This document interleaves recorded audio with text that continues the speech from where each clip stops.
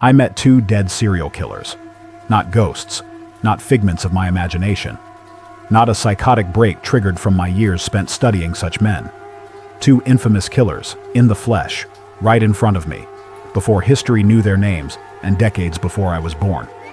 But that's not where this starts. It starts with a kidnapping, a rainy night, a relentless chase, with my dog, Buddy, at my side, and a time machine found in the most unlikely of places. To understand how I ended up face to face with the worst humanity's ever produced, you need to hear about Emilia and the man in the mask.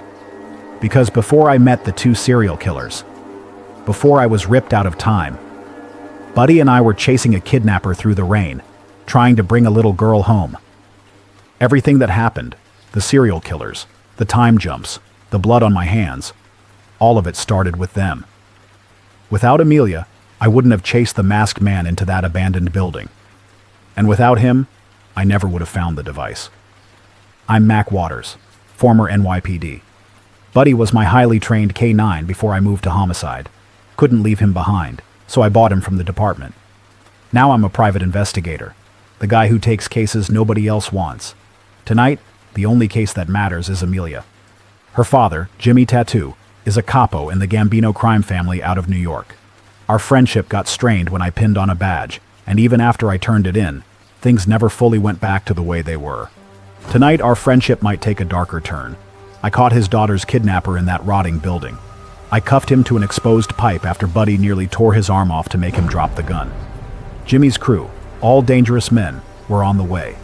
If I didn't get Emilia's location out of the masked man before they got there, I'd have to let them do it. Emilia was coming home one way or the other, but I didn't know if my conscience could handle standing by while half a dozen mafia members tortured a man. Like and subscribe so you don't miss what happens next in the Waters and Time series.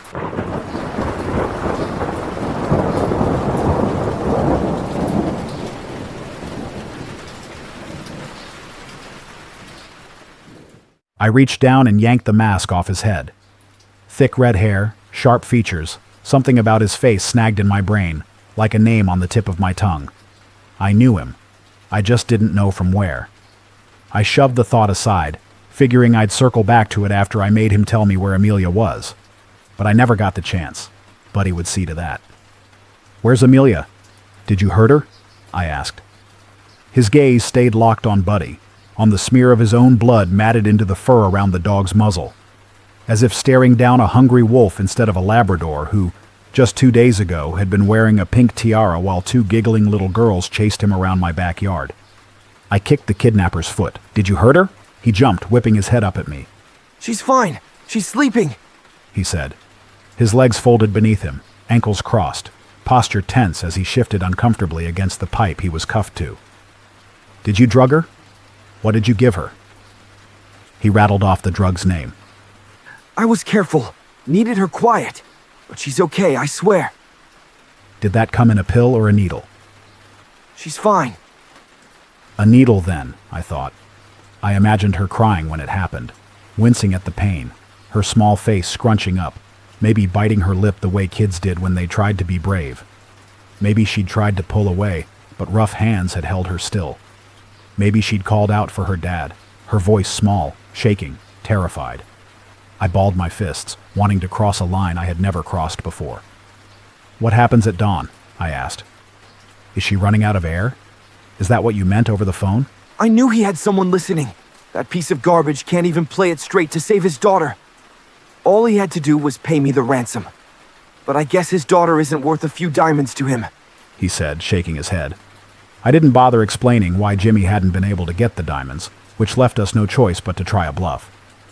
"Is she running out of air?" I asked again. "No." "Then what happens at dawn?" He said nothing. "An arbitrary time you set for killing an innocent little girl?" I asked. His eyes narrowed, but he stayed quiet. Knowing what will happen won't tell me where, and I didn't have time to play 20 questions. I told him, "It's jail, or the grave. You've got to see that. They're coming. Last I saw Jimmy, I was calling an ambulance for him. He was calling his crew. He saw you run towards this building, same as I did. You shot a mafia capo in the leg. You kidnapped his daughter. They won't hold back, but you don't have to be here. Tell me where my niece is, and we can leave. Right now." Jimmy Tattoo doesn't have brothers. You're not even Italian. You're some clown Jimmy ran with in the 3rd fucking grade. I didn't respond. He wanted me to. That was clear by the slight grin on his face. Wanted me to ask how he knew all that. How he knew about the jewel heist Jimmy and his crew pulled 3 days ago. How he had the balls to take a Mafia Capo's kid for ransom. He was proud of himself. It came off him in waves. No fear of the beating that was coming his way. No nerves. Just smug confidence. He wasn't worried about Jimmy's crew. Not even a little. Like he knew he wouldn't be here when they arrived. Like he had an escape hatch. I checked the handcuffs, making sure he was still secured to the pipe. Nothing in his hands that could pick the lock. I shook my head and let it go for now. Another thing I figured I could circle back to, but would never get the chance. I did get the answer though, just not from him. All right, I said. How about option number 3? I give the command for my dog to clamp down on your balls until you cough up an address. His eyes locked on Buddy, throat working. I patted Buddy on the head and said, all I have to do is say sick balls in German, and your genitals will become his new favorite chew toy. He said, You wouldn't. You were a good cop. I know about you too. He didn't seem too sure of himself though, and I knew right away I should have started with this. I said, my best friend's in the Mafia. I'm prepared to let them beat you to death. What does that tell you? He licked his lips, eyes wide. I said, you want to test me? My gaze flicked to Buddy, and I drew in a breath to make the bastard think I was about to give the command. In truth, there was no such command. I was bluffing. Wait a minute! He snapped his legs together and curled up as best he could into a ball to protect his private parts. Give me the address, asshole. It doesn't have to be your balls. His jaws are strong enough to snap bones. After a moment more of hesitation, he gave me the address. If you're lying... I'm not, he said, eyes still on Buddy. She's there. I'll regret what I said next for the rest of my life. But at the time, I had no way of knowing what was coming, or the chain reaction it would set off. As I took out my phone, I said, Buddy Frey. It's the command that tells him the job's done. Threat's over. He can relax. It's German, like all of Buddy's commands. Standard practice for police dogs, meant to keep them from hesitating if a suspect tried to confuse them with English. I expected him to come sit at my feet, maybe sniff around the room.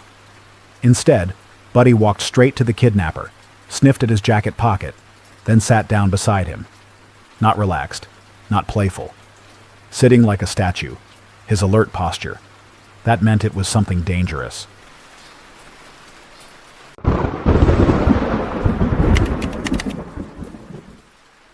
I dropped my weight onto him, pinning his legs with my knees. He twisted hard, trying to buck me off, but I forced my hand into his jacket pocket. My fingers brushed something solid, rectangular. A phone? He jerked beneath me, a raw, desperate thrash. One leg wrenched free, kicking out wildly. The object slipped from my grip, skidding into a dark corner. Give it back! His legs kicked out, searching for the thing, trying to reach where it had slid. His feet fell well short of the corner. I eased off of him and stood. He kicked me. I kicked him back before moving away. I stood over the device, hesitating. In the dim light, I could make out its metallic sheen and bulky shape. Too large, too solid. Not a phone. I nudged it with my boot. Buddy! Zook! Buddy patted over and sniffed the thing, head tilting this way and that, ears pricked. So it wasn't a bomb. If it were, Buddy would have followed his training, sat beside it and waited. But that's what he did before. Why? It wasn't something he was trained to alert on, so why had it gotten his attention? I said, this is one of those times I wish you could talk. The kidnapper said, Don't pick it up! You'll be sorry if you do. Kick it over to me. I ignored him and picked it up. My fingers stretched wide to grasp it on either side.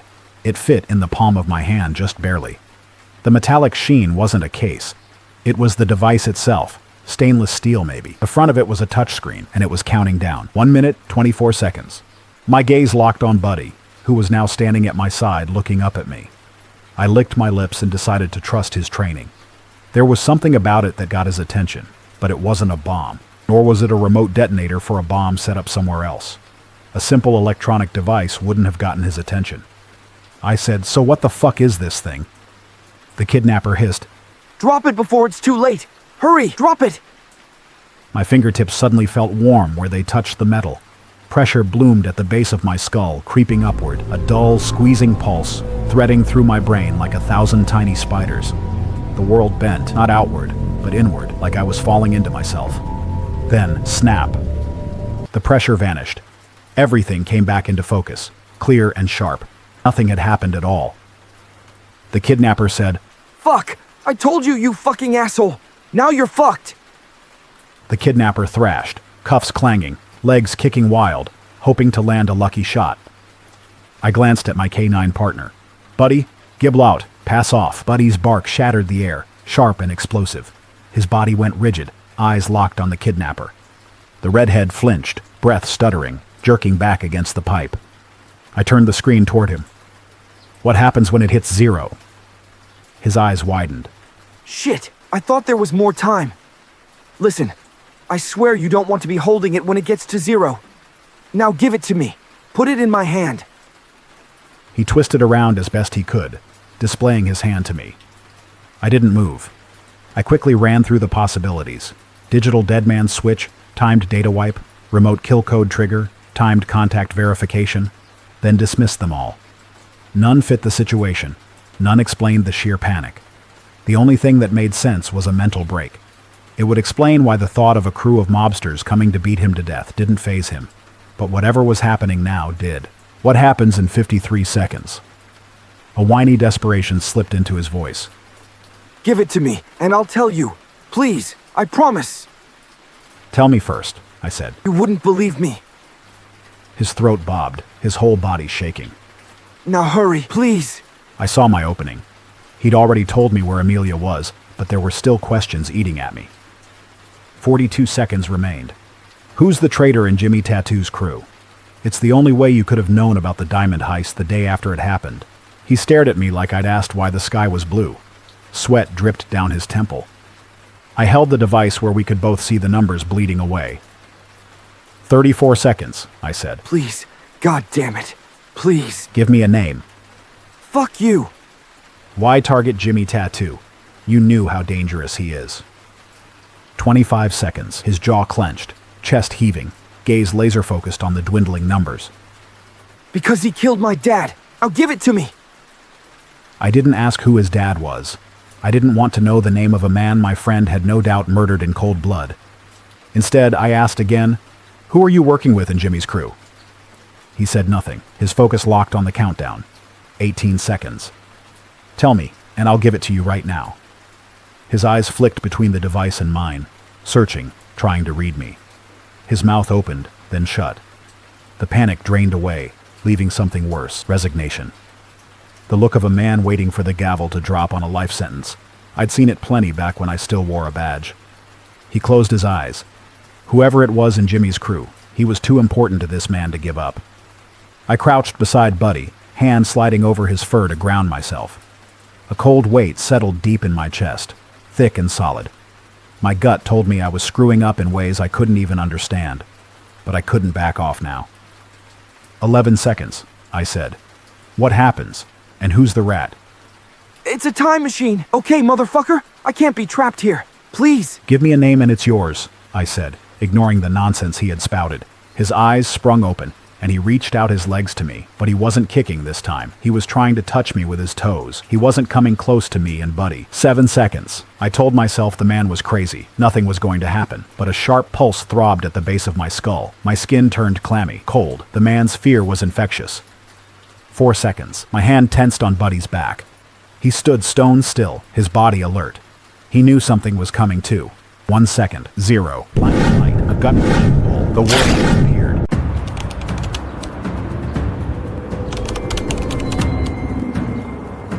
Some faces you never forget. They get burned into your memory, whether you want them there or not. And the one I was about to see was a face meant for nightmares, not the living world. Not anymore. A pressure hammered at the base of my skull, sharp and rhythmic, like someone driving nails into my brain with a rubber mallet. Sounds warped in and out, car engines, voices, footsteps, like I was both blackout drunk and battling the worst hangover of my life at the same time. I blinked hard, trying to anchor myself, but the sidewalk swayed. My legs staggered forward without permission, pulling me toward traffic. I couldn't stop. Then, pressure against my legs, nudging, pushing. I stumbled sideways, nearly crashing into a metal trash bin. A horn blared, tires screeched. Someone shouted. I turned, cars flying past, inches from where I'd been. Something wet dragged across my hand. A nudge, steady, urgent. I looked down, white fur, dark nose. Buddy, he stood at my side, solid, warm. His leash stretched from his collar to my fist, fingers locked tight around it. My other hand clutched something, a phone I didn't recognize. I shoved it into my jacket pocket and patted my friend. People stared at us, wide-eyed, like we'd crawled out of a sewer grate. A woman clutched her husband's arm. A teenager backed away. All of them were dressed in clothes from a different era, but my mind couldn't focus long enough to question why. "What the hell are you looking at?" I tried to say, but the words slurred out, garbled nonsense even to me. I gave up and stumbled forward. Buddy pressed close, guiding me. A moment ago, I had been with Emilia's kidnapper in that rotting building. Now I didn't know where, but I had lost some hours. It was broad daylight. Buddy nudged my leg again, keeping me from wandering into the street. Must have been drugged, I thought. The little bastard with the red hair had been working with someone after all. They must have snuck up behind me, drugged me somehow, then dumped me on this city street. And something else, just out of reach, slipping through my mind. There was more. Up ahead, a man stepped out of a diner, his eyes flicking to me and Buddy before he slipped into the flow of pedestrians. Fear spiked, cold and sharp. I knew that face, but it couldn't be who it looked like. I closed my eyes, replaying the face I'd glimpsed, needing to be wrong. It couldn't be who I thought it was. It couldn't. The words brain damage swam to the woozy surface of my mind. I'd seen that face in dozens of photos, trial footage, interviews, burned into my brain since I was a teen when my obsession with serial killers had begun, and I had started dreaming of joining the FBI one day. The face of the human monster who scared me the most. Charming, articulate, the kind of man who could talk his way into or out of anything. A law student with political aspirations, flashing a disarming smile that made people ignore the unease in their gut. Even after his arrest, people defended him, convinced a man like that couldn't be a monster. But then all the evidence had come out in the trial. Witnesses had stepped forward. Victims who had managed to get away pointed at the man at the defense table as their attacker, Theodore Robert Bundy. But Ted Bundy was executed decades ago. So why the hell was he walking down this street alive and well? The sidewalk swayed under my feet, the world tilting like I'd drained half a bottle of whiskey. I breathed slow, forcing myself forward, trailing the man who couldn't be. A son no one knew about then? Or a grandson? My thoughts tangled, slipping through my fingers. Definitely drugged, I thought. Hallucinating. The man stepped onto a Volkswagen dealership lot. What the hell? I muttered, gripping a parked car to steady myself. Now I knew someone was messing with me. I had been drugged, and now I was being fucked with. Bundy used a Volkswagen to lure his victims, feigning injury, casting himself as the harmless nice guy. A charming smile, a broken arm, a request for help. That was all it took. Once they were inside, the door handle was gone, the passenger seat removed. There was no way out. Behind me, a man shouted, "Hey, mister, where did you come from?" Then a woman said, "We should find a phone and call the police. Something's wrong here." I turned. The same group who'd gawked at me like I was an alien stood a few feet away, now joined by a few more. Their faces were a mix of fear, curiosity, and something sharper, suspicion. My head spun. I pressed my forehead to the canvas roof of the car parked at the curb, trying to breathe through the pounding inside my skull. I needed to clear my head, to remember. Had someone snuck up behind me? Had the kidnapper been working with someone? I couldn't grab hold of it, those last few seconds, but I remembered what he had said about Dawn. Something was going to happen to Emilia when the sun came up. Whatever it was, it had already happened. During those lost hours. The fear and loss grew at the realization. If someone had snuck up on me, drugged me, and dropped me here, that meant the redhead had been freed. Jimmy's crew hadn't gotten to him. They hadn't gotten the address in time. And the Bundy lookalike had to be part of it. It was too much of a coincidence otherwise. I'd get my answers out of him. I shoved away from the car, stumbling past the gawkers onto the Volkswagen dealership. The Bundy lookalike stood ahead, chatting with two salesmen who were drowning in plaid jackets. One pointed to a tan beetle, the same kind Ted Bundy used to trap his victims. A flash of rage shot through me. I shoved between the salesmen, grabbing the Bundy clone by the collar. "Where's Emilia?" I shook him hard. His eyes went wide. What the hell's wrong with you? "Where is she? What happened at dawn? If she's dead, you're dead, motherfucker. You're dead. You hear me?" His face twisted in panic, confusion spreading fast. Jesus, what is this? He said, his voice high, cracking. I don't know what you're talking about. I didn't do anything. His hands came up defensively, trembling, eyes darting like he was searching for a way to escape or someone to save him from the lunatic. "You don't get to play innocent." I slapped him, twice, fast and hard. His head snapped to the side with the first, then rocked back from the second, his whole body jolting as if the ground had shifted beneath him. "Why the fuck do you look like Ted Bundy?" His eyes rolled to the back of his head like he was going to lose consciousness. I shook him hard. Get off me. "Tell me, asshole, how do you look exactly like Ted Bundy?" Because I am Ted Bundy. Hands yanked me backward, the two salesmen. Buddy barked, loud, fierce. The salesman flinched, but held me tight. "That man is a serial killer," I shouted, and as I said it, I knew it was true. I was really staring wild-eyed at Theodore Robert Bundy. The last few seconds with Emilia's abductor came back to me all at once. The device, the countdown, him blurting out it was a time machine, me dismissing it as nonsense. If you're enjoying the story so far, like and subscribe so you don't miss what happens next in the Waters and Time series.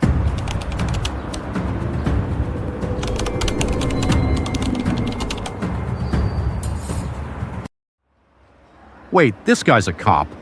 One salesman said, spotting my badge and gun. Private investigator's badge, no real authority, but I didn't correct him. They let go, backed off, offering coffee, asking if I was all right. I ignored them. My hand shot into my jacket pocket. I pulled out the bulky iPhone-like device made of stainless steel. The timer was counting down again. 27 seconds. I stared, watching the numbers tick down. Realization slamming into me. A time machine. An honest-to-God time machine. It explained so much. How the redhead had known everything about Jimmy Tattoo, his crew, his operations, and me. So there was no rat in the crew, I thought. But for some reason, that didn't feel completely accurate. A detail nagged at me I couldn't quite grasp. My head snapped up. The sudden movement caused my aching head to spin. I staggered backward. A salesman caught me. I steadied myself, staring at the young man in front of me. Ted Bundy stood a few feet away, looking confused, guilty, and so young.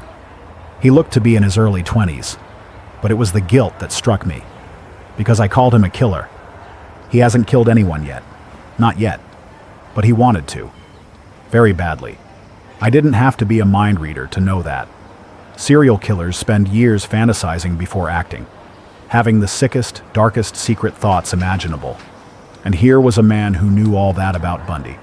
No wonder he looked so scared and guilty. 12 seconds left on the timer. Where would it send me next? No. When would it send me next? The salesman and the scared onlookers were still talking, starting to argue about what should be done with me. I ignored them. 9 seconds.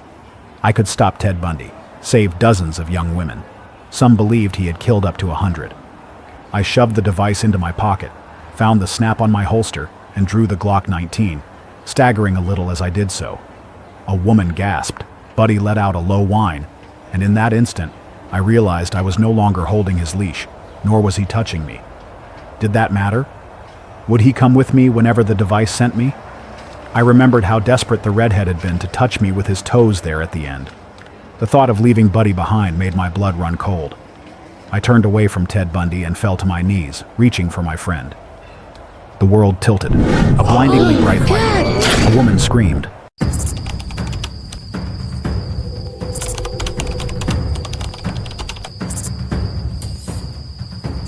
When the world came back into focus, I was on my hands and knees, Glock in one hand, a fistful of grass in the other. A few feet away, the still surface of a pool reflected the moon, its glow stark against the water's inky depth. My stomach lurched. I vomited into the grass, the acrid taste burning my throat. The world started spinning. I sucked in a breath and let myself fall over onto my side, not caring if I landed in my own vomit or not.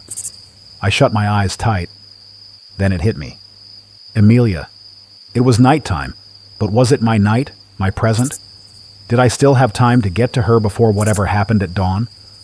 Another thought intruded. The kidnapper was a time traveler, which meant he could have taken Emilia to the future, or the past. And whatever happens at dawn might be a dawn that occurred 30 years ago, or a dawn that won't happen for years to come. Or it could be tomorrow morning, I thought, if I was back in my present. A second, colder thought followed.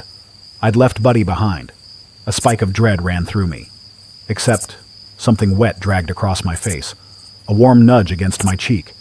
I swallowed hard and pried my eyes open again. Buddy, sitting beside me, head tilted, watching me. I reached up and scratched his head. He licked my hand. I pushed up onto my elbows. The movement sent a fresh wave of nausea rolling through my gut. My head pounded in sync with my heartbeat as I reached into my jacket pocket for the device. The screen glowed faintly in the dark. It was counting down again. 35 minutes. I fought the urge to toss it into the pool. If Emilia wasn't at the address I was given, I might need it to find her. I tapped the screen in a few different places, trying to make another display come up, to see about pausing the timer. Nothing happened. I turned it this way and that to see if there were any buttons. There wasn't. Sick, mournful dread passed over me at the thought of having to let it take me wherever, whenever it was going to, in just over 30 minutes. The next jump would either kill me or make me wish I was dead, but I would do what I needed to do for Emilia. I lay there in amazement at what I had experienced, where I had been only moments ago, and where I might get sent next. I traveled through time. Jesus, an honest-to-God time machine, I said, staring at the device. And Ted Bundy. I had had nightmares about the man, and I had just talked to him. I slapped him. I slapped serial killer Ted Bundy, came close to killing him. If I'd had a few more seconds, I would have. Maybe I should have. I regretted not doing it. Dozens of lives could have been saved with one bullet. But at the same time, I was grateful I hadn't left Buddy behind to make it happen. I never thought of him as a pet. He'd worked more cases with me than I could count, saved my life more than once. To me, he was a partner and a four-legged friend. Leaving him behind would have haunted me. And besides, I had a time machine at my disposal. If I could figure out how to program it, maybe I'd get a second chance to stop Ted Bundy. But that was for later. Right now, I needed to know if I was back. I shoved the device into my jacket pocket and reached into my pants pocket for my phone. If I had service, I was home. The second I wrapped my hand around it, though, I knew something was wrong. Too warm, not quite hot, but close, like it had been sitting in the sun for hours. I tapped the screen.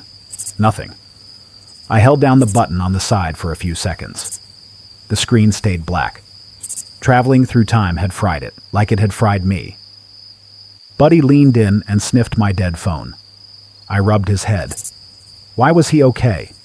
No dizziness, no nausea, no sign that the jump had done anything to him at all. Meanwhile, I felt like I had been on a 3-day bender and was now paying the price. I sat up, scanning the backyard, the manicured lawn, the upper-middle-class home, the sliding glass doors. A man passed before a window and was gone. Whoever lived there was about to get a big scare, but there wasn't much I could do about that.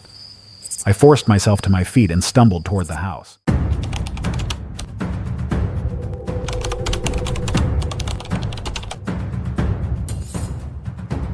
There were lines I never crossed as a cop. Some of those I trampled after I turned in my badge. But home invasion and holding people at gunpoint was a line I thought I'd never cross in my wildest dreams. I was desperate to find Emilia before the timer hit 0. The sickening pain rolling through me made it impossible to think straight, let alone see another way forward. If I didn't get answers now, I'd have to gamble on another jump and hope I lived to make it home again. I tested the sliding glass door, unlocked. A bad sign. Who in the state of New York still left their doors unlocked? I could be in the wrong year, and the wrong state. I slid it open an inch at a time, ready for an alarm or a chime. There was neither. Inside, the kitchen gleamed. Granite, stainless steel, spotless except for a half-full glass of water next to the sink. I shut the door and steadied myself against the counter. My skull throbbed, the dizziness lingering. The microwave clock read 10:07 p.m. If this was the same night, the device had dropped me an hour forward. I scanned the kitchen. No mail, no receipts, no bills. Nothing with a date on it. But there was also no landline, and that was a clue in itself. Most people didn't have house phones anymore, so I had to be at least close to the right year. I pressed my fingers to my temples, trying to force my brain past the migraine hammering through my skull. I was running out of time.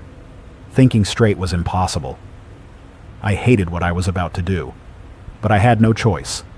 Looking the way I do, disheveled, bleary-eyed, knocking on their front door in the middle of the night wouldn't get me anywhere. They wouldn't even open the door. I pulled out the device. 31 minutes. Where would it send me next? Would I even survive another jump? But the kidnapper had seemed fine. How was that? I shoved it back into my pocket and moved. I followed the sound of a TV down the hall. A couple sat on the couch, watching Fox News. I unsnapped my badge, held it up in front of me. Unless they got close, they'd never know it wasn't official. I said, "Excuse me." The woman yelped, twisted herself around to stare at me from the couch. The man jerked upright and got to his feet. Their gazes jerked from me to Buddy, back to me again, eyes wide. "I'm sorry for this. It's an emergency," I said. They didn't relax. What do you want? The man asked. Get out of my house. The man tensed, fists curling, ready to charge, clearly not buying me as a cop, even with the badge. I put it away, hand brushing my gun. Almost drew it. Almost. A pang of conscience stopped me. "Buddy, pass off. Gibble out."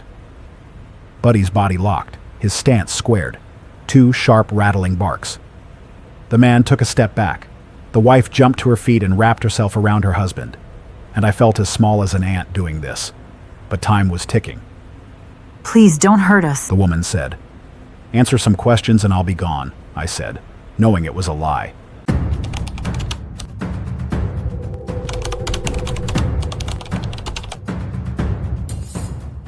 "You promise?" The woman asked. "Just a few questions?" I nodded, not comfortable speaking the lie again. What questions? The man asked. What do you want to know? "Where am I?" I asked. They exchanged confused looks. "Our home." The woman said. "You broke in." "The city, the state. I was drugged and dropped here. I'm not crazy," I said. The confused, scared glances at each other told me they didn't believe me. "Mount Vernon, New York." "Good.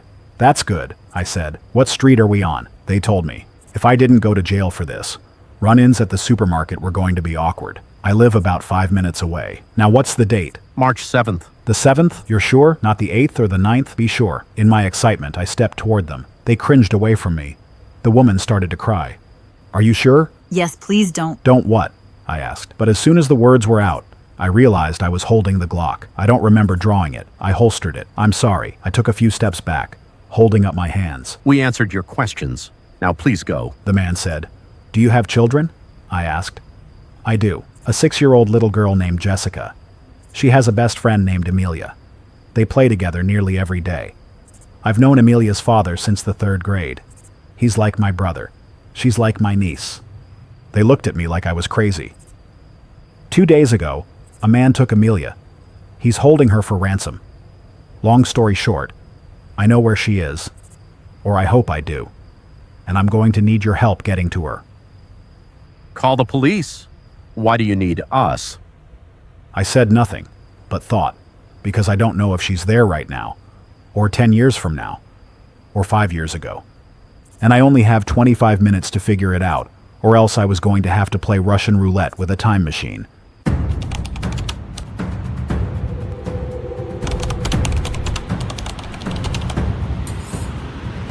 I kept my eyes closed for most of the drive, swallowing back the nausea, the motion of the car making everything worse. Every so often, I cracked them open, just long enough to check they were following the GPS and not rerouting to a police station. Buddy rested his head on my lap, his steady warmth grounding me. I ran my fingers through his fur, grateful he didn't understand what was happening. If he did, he'd be disappointed in me. I know I was. So much so, I hadn't even asked what my victims' names were. My conscience couldn't handle knowing. They were the husband and the wife, that's all. The car's GPS said, "Your destination is on the left." The car slowed to a stop. My eyes popped open, and I leaned across the seat to look out the opposite window. "This can't be right. It can't be," the husband said. It's the address you gave me. "How old is this car?" I asked. I had a car tell me I was at my destination, but we were driving over a bridge at the time. The wife said, This is right. I saw the street sign. This is Ashburton Avenue. Can't you let us go now? Nothing. That's what I was looking at. No house, no building, an empty lot. Every worst-case scenario I'd shoved to the back of my mind came roaring forward, crashing into me like a freight train. The bastard had lied. Of course he had. Why wouldn't he? He never planned on giving Emilia back. He wanted to hurt Jimmy in the deepest way possible, leave his little girl to whatever fate waited at dawn, and he thought he was about to disappear, so why not lie? By the time anyone checked the address, he'd be gone. But to my shame, that wasn't the first thing that hit me. What if this was the right address, but the wrong time? I couldn't let the device go. I couldn't toss it out the window and pretend I never saw it. If I had any hope of finding Emilia, I had to go wherever it took me. And I didn't know if I'd survive. 2 trips had wrecked me. A third might kill me, and even if it didn't, there was the return trip, assuming it would even bring me back as it had before. After it took me wherever it was going to take me, that could be it. End of cycle. I pulled it out of my jacket pocket. Less than a minute. If I was still in the car, would it take us all to another time, the car included? The couple were saying something, had been for a while. I hadn't heard, hadn't paid any attention. A pang of guilt hit me over that. They were begging to be let go, and I had ignored them without much thought. Yeah, you can go. I'm sorry for all this. I reached for the door handle. Then, headlights. A big black SUV slowed as it approached the empty lot on the other side of the road. It turned into the lot and stopped. A silver Cadillac did the same a few seconds later. I had seen both vehicles a dozen times or more. Jimmy's crew. Shit, shit, shit, the woman said. Please, you said you'd let us go. I glanced down at the timer. 51 seconds. I shoved the door open and climbed out.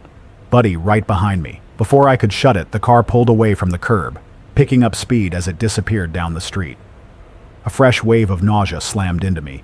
The sidewalk tilted. I staggered toward the chain-link fence surrounding the construction site, gripping the metal tight as I bent over and emptied what little was left in my stomach. Acid burned my throat, my body shaking with the effort. Nothing much came up, just dry heaves and bile. Across the road, half a dozen wise guys were milling around their cars, cursing and arguing with each other. I could only pick up on the bad words. How much longer before they noticed me? Was the kidnapper alive? A tight coil of urgency twisted in my chest. I wanted to run over, demand answers, confirm before it was too late. The kidnapper was alive and they could still get the real address out of him, and I wouldn't have to let the device take me again. But I couldn't. These men weren't my friends. They knew me, sure, knew I was close to Jimmy, but I wasn't one of them. Not mafia. Not even a friend of ours, as the saying goes. Just a civilian. They wouldn't tell me a damn thing. I checked the timer. 23 seconds. I sucked in a breath, scanning for cover. Anywhere to vanish before the inevitable. Nothing. Then I spotted a hole in the chain-link fence. I grabbed the jagged edge and scooted underneath, Buddy slipping through right behind me. We sprinted for the corner of a half-demolished apartment building, its skeletal remains covered in graffiti. Something about the markings nagged at me, a wrongness I couldn't put my finger on, but there was no time to dwell on it now.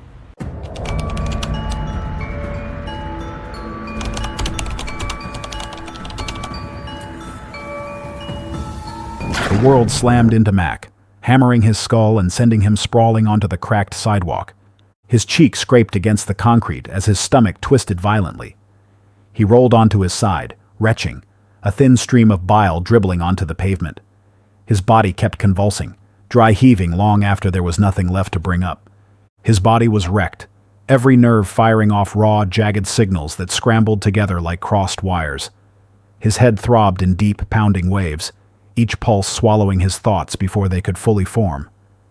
His vision blurred at the edges, his limbs distant and unresponsive, like he was trapped inside himself, trying to command a body that no longer listened. The next jump would kill him. He was sure of this, or worse. His brain was going to be scrambled beyond repair, stuck in a vegetative state forever. The thought of making another jump made him begin to cry. He'd rather die than travel through time again. A tremor ran through him, a deep, shuddering breath escaping unevenly. His body felt like it was unraveling, nerves frayed, mind teetering on the edge of collapse. He didn't want to die, but the thought of another jump, of being ripped apart, scattered through time, of never finding his way back, felt worse. His vision blurred, the weight of exhaustion pressing him down, dragging him under before he could fight it. He slipped into a dream so vivid, so brutally clear. It couldn't have been anything but real. The back of his head had split open, his brain pushing through the crack like it was trying to escape. He screamed, raw and unending, the pain so massive it consumed everything. But even through the agony, something pulled him above it, outside himself. He saw Jessica, older now, in her 50s, standing at the bedside of an old man in a hospital room. Machines beeped softly, tubes ran from his frail, unmoving body. Mack knew, with bone-deep certainty, the next jump had done this. It had ripped him apart, locked him in a coma, left him trapped in his own private hell. He had been here for decades, his mind lost in a cycle of endless, intolerable pain while his body lay still. Blurry shapes settled into place. A quiet residential street, 2 old cars sitting at the curb. Big bodies, long hoods. The 1970s? Maybe. He squinted, but the world tilted sharply, pavement rolling under him. Somewhere in his scrambled mind, he knew he was awake again. Maybe it was the pavement against his cheek, or the feeling of real pain, not dream pain. This was reality. He lay sprawled, half on the sidewalk, half on a patch of scruffy lawn, heartbeat pounding in his skull. Any second now, a passerby would spot him, call the cops to report a drunk passed out on the sidewalk. The cops would call an ambulance. At the hospital, they'd strip him down, shove his belongings into a drawer, including the device. And when it skipped out of time again, it would leave him behind. Stuck here. Forever. The thought pleased him. Never jumping again. A sharp unease cut through the haze. Buddy wasn't here. No warm presence leaning against him. No wet nose nudging his hand. Worry flickered, then faded. Maybe it was better this way. Buddy was safe, still in the present, not lost somewhere, or somewhen. He drifted in and out of consciousness, the world fading to nothing, then snapping back in disorienting flashes. The bright sunlight, the feeling of the grass under his legs, the pavement under his head, birds chirping somewhere in the distance.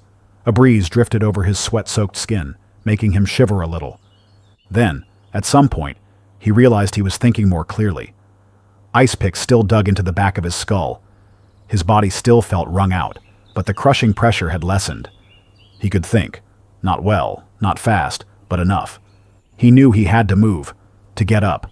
It was pure luck no one had found him yet. Despite how pleasing the thought of never jumping through time again was, he knew he had to. For Emilia, and for his daughter, Jessica. Hey, you okay? Ah, shit, Mack thought. Too late. The voice came from above. Friendly, Midwest drawl. Mack cracked one eye open. A tall, heavy-set man blocked out the sun. His face blurred at the edges, the pain in Mack's skull making it hard to focus. "I'm fine," Mack mumbled. Or thought he did. Hey, can you hear me? Do you need help? Mack tried again. "I'm fine," What's that now? I didn't catch it. the man said. Are you okay? "Fuck me," Mack thought, but focused on making the words clear.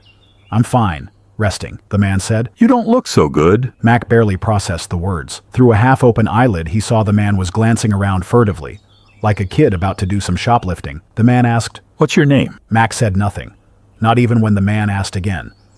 Then the man said, I'm John Gacy. So now you know mine. What's yours? Mack made no reply. He hadn't registered what the man said his name was. Not yet.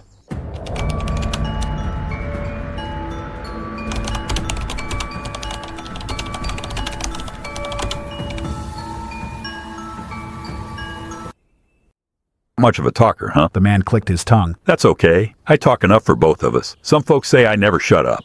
Another chuckle. Gotta keep things moving, right? Silence is no fun. Mack peeked out from under his eyelid again to see the man was still glancing around. But now he was looking in every direction. A warning bell chimed from somewhere in the back of his mind. But instead of following it, he closed his eyes. The light made his head hurt worse. Strong hands hauled him up, grip firm under his arms, dragging him upright like dead weight.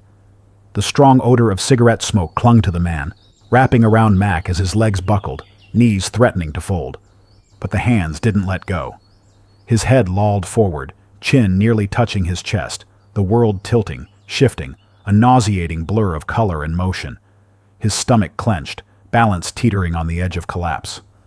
Every nerve in his body screamed for solid ground, for stillness, but the hands held steady, keeping him on his feet. Come on now, stand. Mack tried. His legs trembled, muscles weak, barely responding. His knees dipped, threatening to give, but the man tightened his hold, arms locked around him, keeping him upright. Stand, the man commanded again. Mack grit his teeth, fought against the dead weight of his own body, forcing his knees to straighten, his spine to lock, his stomach twisted, the dizziness clawing at him. But he managed to plant his feet, shifting some of his weight onto the man holding him up. That's it. Now let's get you some help. What would happen at the hospital came to Mack again, the device being put in a drawer somewhere, it vanishing when it hits zero, leaving him behind. But there was nothing he could do about it at the moment. He was helpless. Easy does it, the man said, propping him up. Can't leave a man laying on the sidewalk, not in front of my house. Ain't how I was raised. You help folks when they need it. You're lucky I decided on an early lunch today. The driveway blurred beneath Mack's feet as the man guided him forward. A big black Oldsmobile loomed ahead. Something about it made the warning bell chime louder, but Mack still wasn't catching on to why. Hell of a ride, the man said, his voice carrying a note of pride. Like sitting on a cloud. Smooth, real smooth. You don't feel a damn thing on the road. Not a bump, not a crack. Just glides, you know? He adjusted his grip on Mack, keeping him steady as they moved. And roomy. Damn, is it roomy? Front seat, back seat, plenty of leg room. You could stretch right out if you wanted. Hell, you could fit 3 grown men back there easy and still have space to breathe. He chuckled, a deep, pleased sound. And the trunk? Big as a damn coffin. You could put all kinds of things back there. Mack braced himself, expecting to be folded into the car for the ride to the hospital. But they walked right past it, straight to the front door. Mack's sluggish brain stumbled. Weren't they going to the hospital? Then he saw the van, PDM contractors, parked up the driveway. Something cold curled in his gut. The alarm bell was chiming loud now, trying to put all the pieces together. He knew this man from somewhere, knew the car, knew the van, had seen pictures and video of all three, from somewhere. They stepped inside the house. The air was thick with smoke, the scent clinging to the heavy wood paneling and shag carpet. A plaid couch faced a bulky big box of a TV. Mack forced his tongue to work, focused on making his words clear. "What's your name?" Already told you, the man said, voice bright. Didn't catch it. John Gacy. The words sliced through the fog. Mack's battered mind latched onto one clear, solid truth. He was in serious trouble.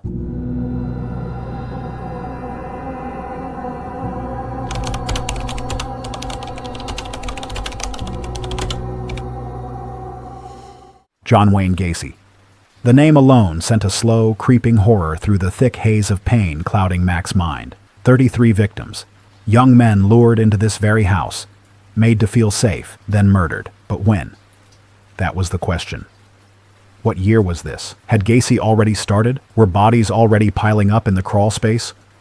Or was Mack about to be victim number 1? Because Mack had no doubt, that was the plan.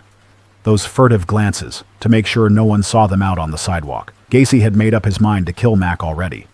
His skull felt like it was cracking apart, the migraine drilling deep, blurring the edges of his thoughts. The room wavered, the nausea rolling in fresh waves. Gacy guided Mack to the couch, easing him down like a man helping an injured friend. His touch was steady, almost gentle. There you go. You sit tight. If you want, I'll take you to the hospital later. Mack fought through the pounding in his skull, trying to think past the pain. Couldn't just leave you out there, Gacy went on. You said you didn't need a hospital, so I brought you inside. You looked like you needed a hand. His gut twisted. This was what Gacy did. Made them feel safe, made them think they were in control, then they never left. His pulse thudded in his ears. The walls of the house felt like they were closing in. Mack's hand drifted to his holster. A reflex more than a thought. Empty. His breath came slower now, brain scrambling to catch up. The gun was gone. So was his private detective badge. But the missing gun is what sent icy chills down his spine. Had he lost it in the jump? Had Gacy taken it? His mind was too muddled to know. Gacy clapped his hands together. Tell you what, you need a drink, and I just happen to have some of the good stuff. It'll make you feel better. No, Mack muttered. But Gacy was already moving, humming to himself as he clinked bottles and poured. A moment later, he returned, 2 glasses in hand. Come on, he said, holding one out. It's just to relax. Take the edge off. Mack swallowed against the acid burning his throat. No, Gacy didn't move, didn't lower the glass. The easy smile stayed, but something in his eyes darkened. Suit yourself, he said, draining his own glass. He smacked his lips like it was the tastiest whiskey he had ever drunk. Then he offered Mack the second glass again. Mack waved him off. Gacy said, Fine, whatever then. He drained the second glass too. Mack fought through the fog in his brain, trying to piece together the pattern. Gacy lured them in.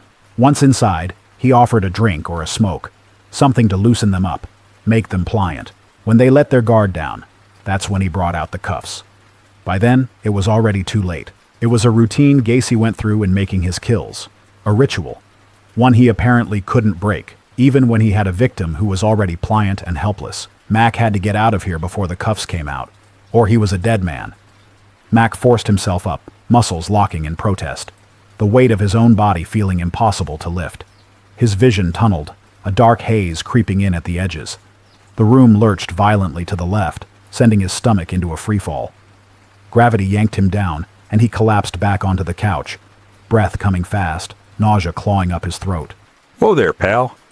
Voice still friendly, but with an edge now. Shouldn't be doing that. You'll crack your head open, bleed all over the rug. The wife would kill me if we ruined the rug. Can't have that. Mack blinked hard, trying to steady his breath. You sure you don't want that drink? Might settle you some. Mack swallowed. He needed to get out. Now. Gacy disappeared into another room, and when he came back, he was holding a self-rolled cigarette. No, not a cigarette, not exactly. He struck a match, lit up, and took a slow drag, holding it for several seconds before puffing it out. Helps take the edge off, he said, holding the roll close to Mack's mouth. The whiskey is good stuff, but I thought maybe you would like this better. It'll get you right side up for sure. Mack barely turned his head. No, he said, waving his hand at Gacy. How long before the killer abandoned the ritual and attacked? Gacy shrugged, took another hit, and let the smoke roll from his nostrils.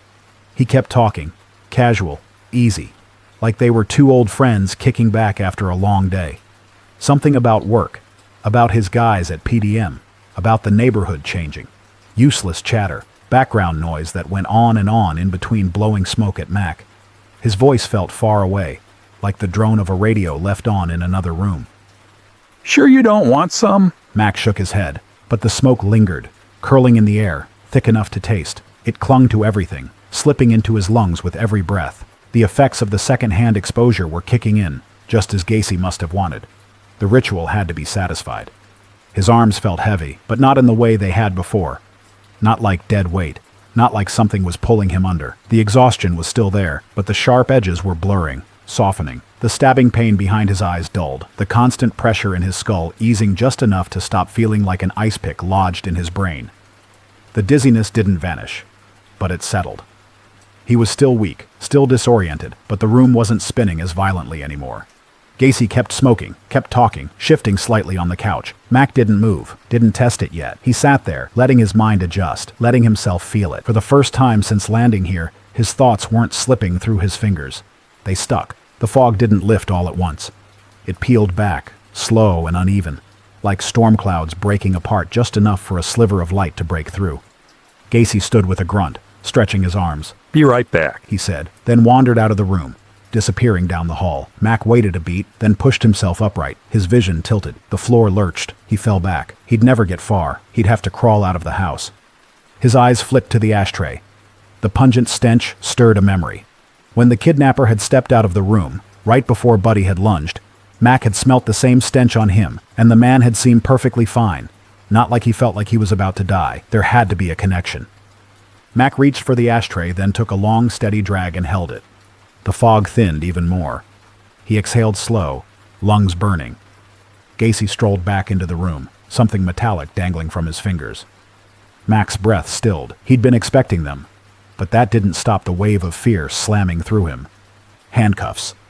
Gacy grinned when he saw the cigarette in Mack's hand. There you go, feeling better already. Now let me show you something. He snapped the cuffs onto his own wrists, hands behind his back, turned, let Mack see the cuffs were secure. Locked, right? He turned back so that his hands were hidden behind his back, twisting his shoulders. Mack could hear the metal shifting, Gacy pretending to work them loose. Mack didn't move, didn't blink. He knew exactly what this was, the routine. He played the harmless goof, a guy with a party trick, slipping out of the cuffs with ease. See? It's easy. Fun. Then he'd hand them over, coax his victim into trying. But there was no trick. The cuffs were real. And once they were on, there was no getting out. Mack's breathing slowed. His mind wasn't sharp, but it was sharp enough. Gacy stood in front of him, hands behind his back, shifting his shoulders, working the cuffs. The same show he'd put on for others, pretending like he didn't have the key, but was somehow working the cuffs off. In a moment, he'd bring his hands back into view, cuffs open, grinning, saying how easy it was, saying Mack should try. That couldn't happen. Mack was still weak, still dizzy, but he couldn't wait. He got to his feet and was pleased he was somewhat steady. Gacy's grin faltered. Mack lunged at him.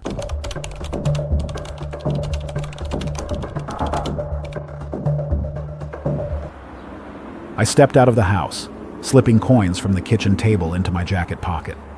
My breath came heavy, face flushed, hair disheveled. I flexed my fingers, the skin across my knuckles raw and swollen, tight with the first throb of deep bruising. The dizziness was gone, so was the migraine and nausea. My mind was clear, for the first time since this had all begun. A stench clung to me, thick and earthy, soaked into my clothes, my hair. People would smell me coming before they saw me, same as I had Emilia's kidnapper. I shook my head, doubting I'd find any answers online as to why smoking one was the cure for time travel sickness. Mingled with the earthy stench was something hotter, sharper, a burnt chemical bite, like metal left too long in the sun, laced with the acrid sting of something scorched and spent. I touched the Glock in its holster, then stepped off the porch, heading for the big black Oldsmobile. I hated the idea of driving John Wayne Gacy's car, but I needed to be as far away from this house as possible, and fast. It was after 3. Gacy's stepdaughters would be coming home from school soon, if they weren't already on a bus, and who knows how soon his wife would be making her way home. My conscience ate at me for what they were about to go through. I could stay silent about what I knew was buried on the property. It might be decades before it was discovered, if it ever was. I could spare them the shock, shame, and scandal of that coming to light. I found a calendar inside the house, October 7th, 1975. John Wayne Gacy had already killed his first victim 3 years earlier in January of 1972. The body hidden in the crawl space beneath this very house under a layer of concrete. His second victim vanished at the end of July 1975, just over 2 months ago, buried beneath the concrete floor of the garage extension. I could stay silent. I could spare a woman and her children from a truth that would shatter their lives. But I wouldn't. I couldn't. And live with myself. The families of the victims deserved answers. I slid into the driver's seat of the black Oldsmobile, started the engine, and drove away. Once Gacy was discovered on the living room floor, police would secure the scene, establish perimeters, and canvass the neighborhood, questioning anyone nearby. I needed to be far from here before that happened. I pulled the device from my jacket pocket, its screen displaying a countdown, 2 hours remaining. My mind was ahead of me, mapping the next steps. Drive a few miles, ditch the car, walk a couple more, find a phone booth, wait for the last few minutes on the timer, then make the call. I'd tell the police what was buried under the house and garage. That was the plan, but after only a couple minutes driving, the air inside the car felt wrong. Thick, clinging, pressing in like the walls of that goddamn house. The seat beneath me may as well have been the couch. I could still smell the place, feel the weight of it. The black and white photos of what was found under that house burned behind my eyes, no matter how hard I tried to push them out. It didn't matter that I wasn't far enough yet. I couldn't stay in this car another second. I pulled over, killed the engine, and stepped out fast. I walked away without looking back. In 2 hours, I'd be gone, back to the night I left. It had to be that night. Not tomorrow, not the day after. I was counting on the device doing as it had before, delivering me back just minutes after I left. Emilia's life depended on it. With my head clear, I knew where she was, where she had to be. I knew the mistake the kidnapper had made about the address. I had seen it right before the last jump, but I had been in too bad of shape to realize what I was seeing. And I knew something else. I knew what happens to Emilia at dawn.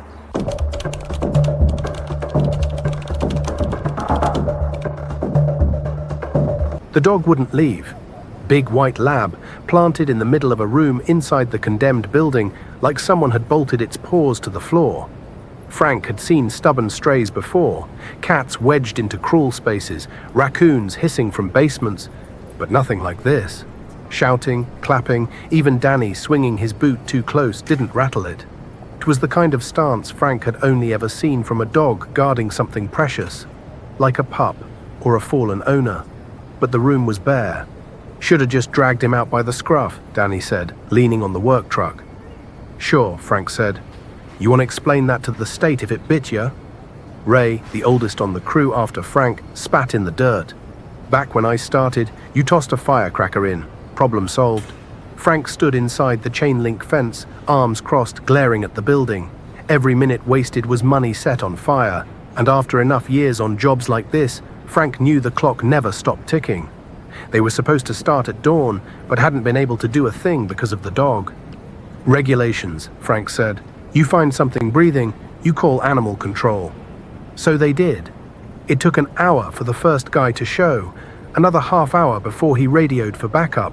The second guy dragged in nearly an hour later, and now the two of them had been in there long enough.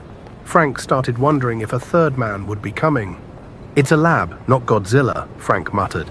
Probably have to call in a whole crew to screw in a light bulb. The door finally swung open. Both animal control officers stepped out, the second carrying the dog limp in his arms, its head lolled, tongue out, eyes half open. Jesus, Danny said, all the bravado drained from his voice. Even Ray fell quiet, Frank's hands curled. What the hell did you do to it? The officer with the dog barely glanced up. The other gave a little shake of a dart gun. Relax, tranquilizer. They loaded the dog into the van. Frank clapped his hands. Back to work, he said.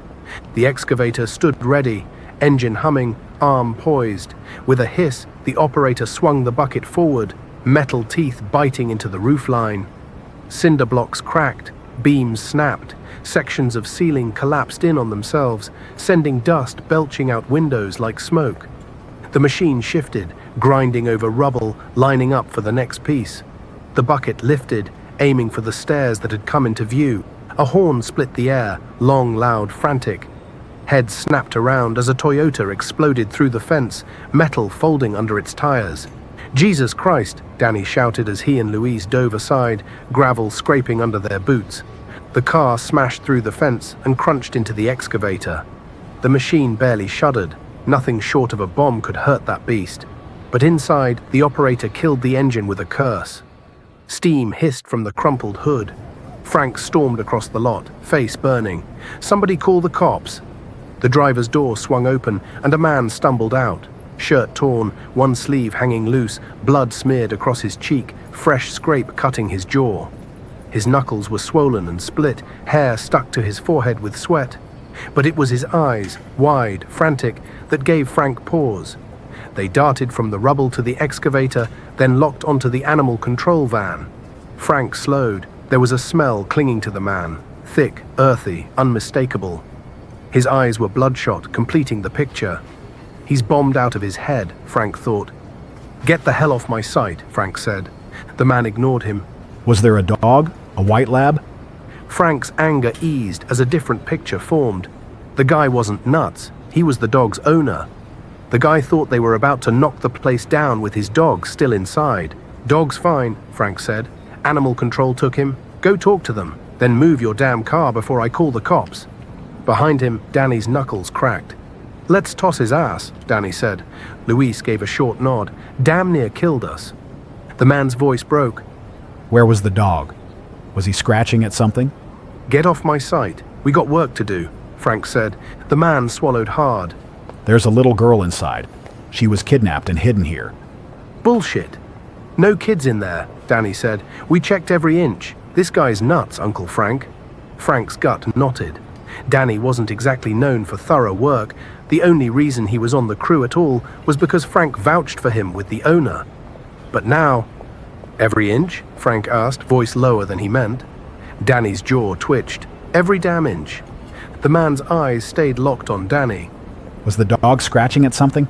Danny turned to Luis. Let's throw this asshole out. They stepped forward, bad intentions clear in every movement. Frank opened his mouth to call them off. Then the man drew a gun. Didn't aim it at anyone. Didn't need to. Message received. Danny and Luis stepped back, hands falling to their sides. The man's voice was raw.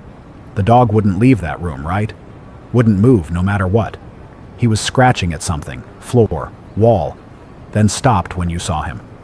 Laid down, like he was guarding it. Frank asked, How the hell do you know that? The man lifted the gun slightly, gesturing. Show me. No one moved for several seconds. Then Frank said, Someone get me a hat. A boy barely out of his teens ran over with an orange hard hat. Frank handed it to the bleary-eyed man. Regulations, he said. The man shoved it on without a word and gestured with the gun again. Danny muttered something, but turned and led them inside, through the dust and rot stink, down a narrow hall to a room near the stairs. This is where we found the dog. The man stepped in, scanning every crack and scuff. Where was he scratching? Danny jabbed a finger at a crooked panel, edges gapped, nails barely holding. The man holstered the gun, dug his fingers into the loose corner, and pulled. The panel shrieked free, wood splintering. Behind it, small, filthy wrists and ankles bound, eyes closed in sleep, sat a girl, her legs drawn up to her chest. The man dropped to his knees, cradled her in his arms, kissed her forehead. Frank's stomach lurched. One more minute and the excavator would have torn this room apart. The laptop sat heavy on my knees, screen glowing in the dim living room. The name John Wayne Gacy stared back at me from the search bar, the cursor blinking like it was daring me to hit enter. My finger hovered, not shaking, not hesitant in any physical way, but something in my gut held me back. I knew it was real. Every second. The sickness, the jumps, the cuffs, the stench of skunk and gunfire. All of it. But there was a whisper, low and insistent, saying maybe it was all in my head. Delusions always feel real to the people having them. What if I'd fought, bled, nearly died, and nothing changed? What if all 33 bodies were still there, stacked like cordwood under Gacy's floorboards? What if I was crazy, and my mind had broken somewhere along the way? The device sat on my coffee table, timer counting down. 167 hours, 1 week. Not enough time to figure out where it came from, or how to work it, if that was even possible. But more than enough to make a choice. Let it go, let it vanish from my life, or take another jump in time and deal with the questions later. My mind drifted back to the hospital, the weight of Emilia in my arms, her head lying on my shoulder, her small hands clutching my shirt. Jimmy Tattoo, the man who once cut off a guy's thumb for missing one payment too many, laying in his hospital bed, leg bandaged, tears rolling down his face. Carlita, his wife, had jumped out of the chair beside his bed and rushed over to me to take her daughter in her arms. I'd slipped out after that. Let them have their moment. Later, Jimmy would want to know how I found her. I'd tell him part of it, about the house numbers some idiot had ripped off one building and stuck onto another. The kidnapper hadn't lied. He just didn't know someone had screwed with the address. Why? Who knew? A prank, maybe. And it almost got her killed. I saw the numbers on the apartment building right before I went back to the 70s. I had been in too bad of a state to register it, though. If I had, I would have tossed the device into the nearest trash can. But if I'd figured it out sooner, if I hadn't jumped, 33 boys would have been found under Gacy's house instead of only the 2. Assuming you're not insane and it all happened, I said. I hesitated for a moment more, then hit enter. The search loaded. No sadistic killer from Chicago came up. No bodies under floorboards. The top search result for John Wayne Gacy was a retiree in Florida who wrote a memoir about saltwater fishing. The second was a real estate agent in California. I'd done it. I had really done it. I rubbed my face, cracked my knuckles. I stopped him. I really did. One more confirmation. I typed, most infamous serial killers in American history. Bundy was still there. Dahmer, Ridgway, Berkowitz, but not Gacy. I leaned back, my head pressing into the couch. Bundy. The kid I'd confronted at the car lot. Hair too neat, smile too eager. Not a trace of blood on his hands. Not yet. If I'd shot him, would 30 women still be alive? Their kids, grandkids, all the lives they never got to live. Would they exist now? The answer was yes. Of course, yes. And I'd blown it. But it would have meant gunning down an unarmed college kid. A man who, at that moment, hadn't done anything. I glanced at the device on the table, numbers ticking down. 1 week left. What would it throw at me next? Another monster? Another house full of secrets and rot? I couldn't believe it was a coincidence. Being dropped near 2 of the worst serial killers in history. That was something else I had to figure out. The device didn't feel random. It felt deliberate, like it had a purpose.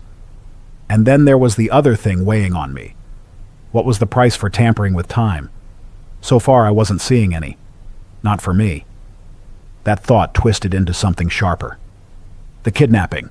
Not for ransom, not for money. At the empty lot, the address the kidnapper had mixed up. Jimmy's crew had showed, but one had been missing. Vincent, Vinny the Red, Palumbo. Jimmy's right hand, the man who never would have missed a rescue for Emilia. Everyone loved Emilia. Emilia had spent afternoons at Vinny's house, playing with his son, red-haired, like his old man. Same age as Emilia, little Vinny Palumbo Jr., who would one day grow up hating Jimmy Tattoo for killing his dad, and who one day find a time machine giving him the means to exact revenge. The crew must have seen the family resemblance as soon as they found the kidnapper handcuffed to the pipe where I had left him. Probably assumed he was Vinny's cousin. Then drawn their own conclusions on how the guy had known so much about their operations.